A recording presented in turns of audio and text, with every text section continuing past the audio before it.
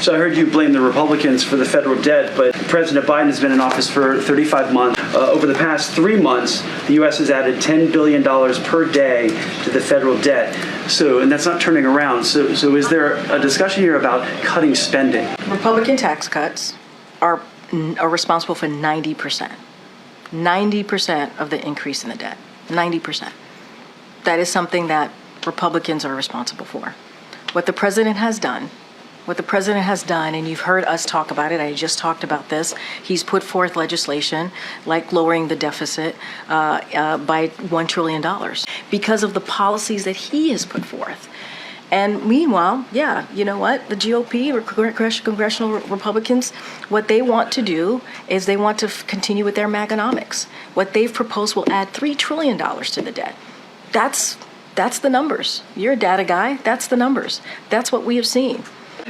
The resignation yesterday of Harvard's president seemed to generate a lot of conversation. I know the president, or you, weighed in after her testimony on Capitol Hill, but I'm wondering if you have a reaction.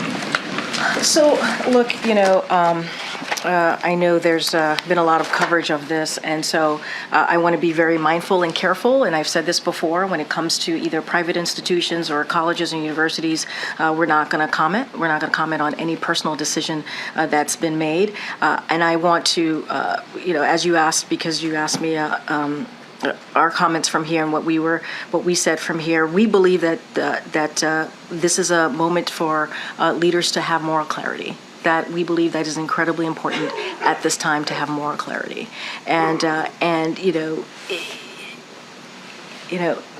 look. The vice president is in Los Angeles. Went to Los Angeles to Las Vegas today, and the House Speaker is along the border. Does the president still have confidence that the vice president can get to the root causes of the migration to stop the flow? The president sees the vice president as a partner. She's a partner with him on all of the successes that we have seen, what we've been able to do the first term in this administration, the first 3 years of this administration. I just listed out whether it's dealing with climate change, whether it's Bidenomics dealing with the economy. That is something that he has done in partnership with the vice president. So he has all confidence in her, and will continue to do so.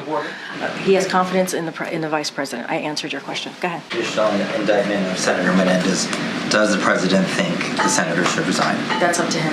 That's a decision that he needs to make, and obviously it's a serious matter, and he thinks it was the right thing that he stepped down as chairmanship.